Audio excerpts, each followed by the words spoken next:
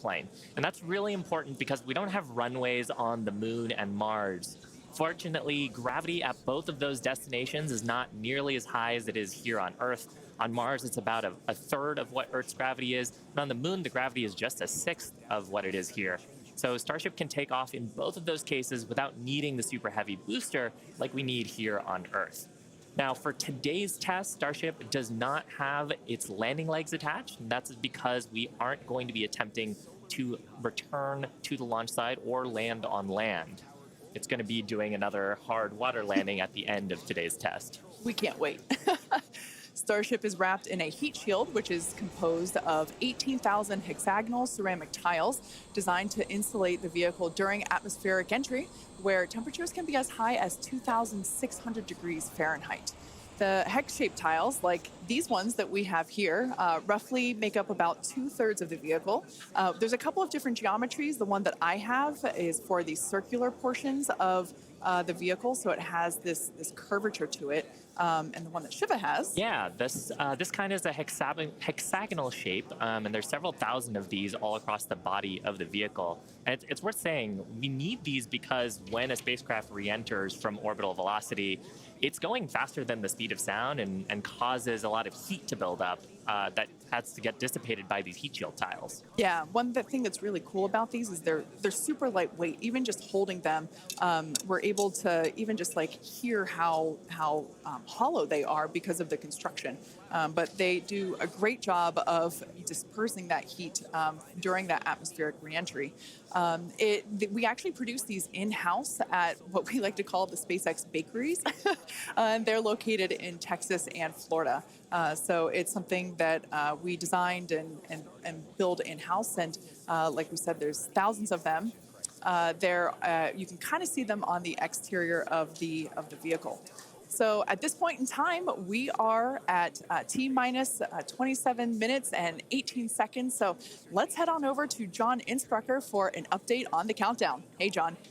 Thanks, Kate, and good morning. I'm John Insprucker, Principal Integration Engineer here at SpaceX. We're currently loading propellant from the ground system into both the first and second stages.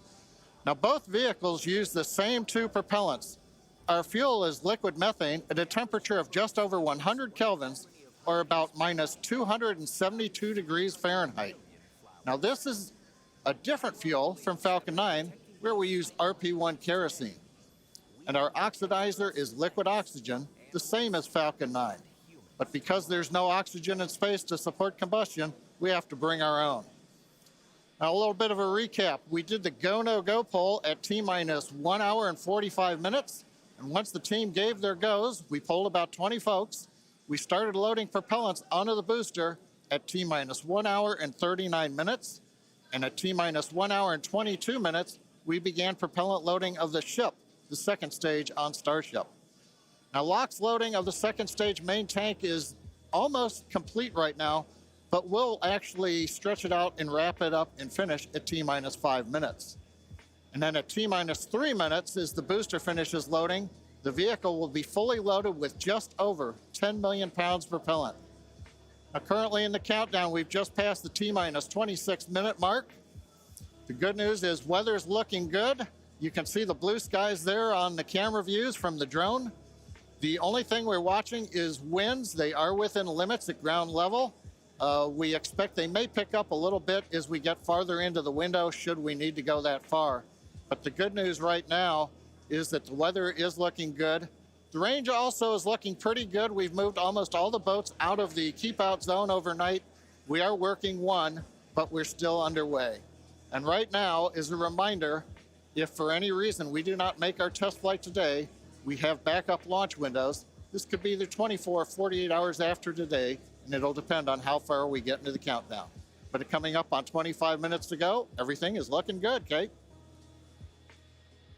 In order to make life multiplanetary, we need a fully reusable vehicle that's capable of carrying a huge amount of cargo and a lot of people to orbit and have a pretty quick turnaround. The idea is to effectively reuse launch vehicles just like airplanes. Crowd is getting excited here in Hawthorne behind Mission Control, as you can hear. Now, imagine if you had to wait for a new airplane to be constructed every time you wanted to fly. You'd rarely go anywhere, and it would probably be completely unaffordable for most of us. In order for us to get to Mars and back with lots of people, multiple times, reusability is a must. Now, in the near term and a bit closer to home here on Earth, Starship will be critical to other programs as well. Once it's operational, Starship will deliver the full-size and upgraded version of our Starlink satellites. And that's super exciting because our next generation satellites represent a step forward in Starlink's capabilities and will provide more bandwidth and increased reliability Load has started on ship. to connect millions of people around the world with high-speed internet. And of course, Starship will fly a number of human spaceflight missions in the lead up to our first missions to Mars. Entrepreneur and pilot Jared Isaacman will command the first